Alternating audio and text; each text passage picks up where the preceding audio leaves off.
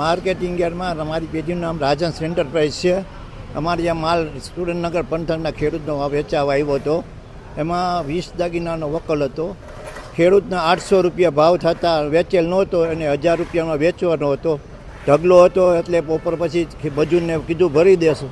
પછી મજૂર ભરવા આવ્યા પહેલાં વરસાદનું વાવાઝોડું ઉપડ્યું ને બધી બાજુ ફરતો વરસાદ આવતા માલ નો ઢાકે એટલે અંદર હતો તોય પલળી ગયો.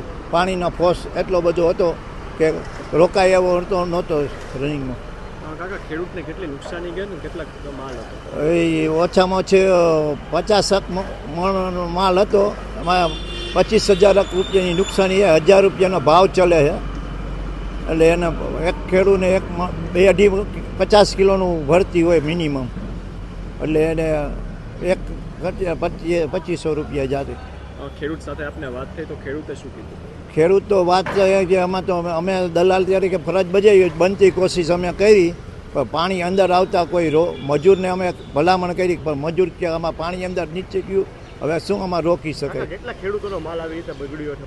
અત્યારે હાલની તકે આજે યાર્ડમાં 8 થી 10 આવા વસ્તુ પડી છે. બાકી તો રોજ યાર્ડવાળા જાહેરાત કરતા કે 19 ને 20 તારીખે કોઈ માલ બહાર રાખવો નહીં, રોજ જાહેરાત કરતા.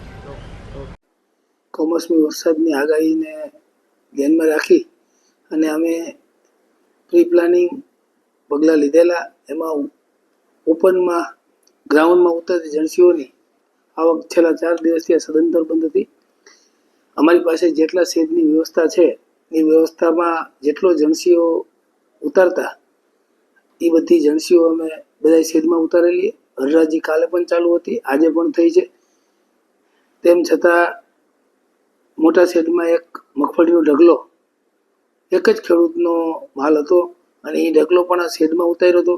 પણ વધુ વરસાદ અને તોફાન પવન સાથે વરસાદ આવવાના કારણે પાણીનો પ્રવાહ આ સેવાળે ઢગલો હતો, એટલે પાણીનો આખા યાર્ડનો પાણીનો પ્રવાહ ત્યાંથી પસાર થતો હોય અને પાણીના પ્રવાહ વધવાને કારણે આ ખેડૂતની મગફળી થોડીક તણાણી.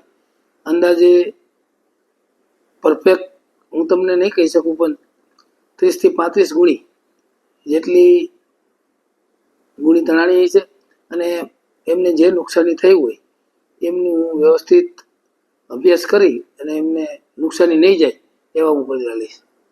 ખાસ શું કહેશો કે જે ડોમને પ્લેટફોર્મની જે વ્યવસ્થા અત્યારે તો છે પણ હજુ પણ હોવી જોઈએ તેવી એક અત્યારે માંગ ઉઠી રહી છે, શું કહેશો? જેટલી મારી પાસે જગ્યા છે એ જગ્યામાં વધુમાં વધુ ડોમની વ્યવસ્થા થાય એવા અમે સત્તાધીશોએ નિર્ણય લીધેલો જ છે. એક રૂમ હવે અમે ભવિષ્યમાં ટૂંકા ટાઈમમાં જ બનાવવાના છે.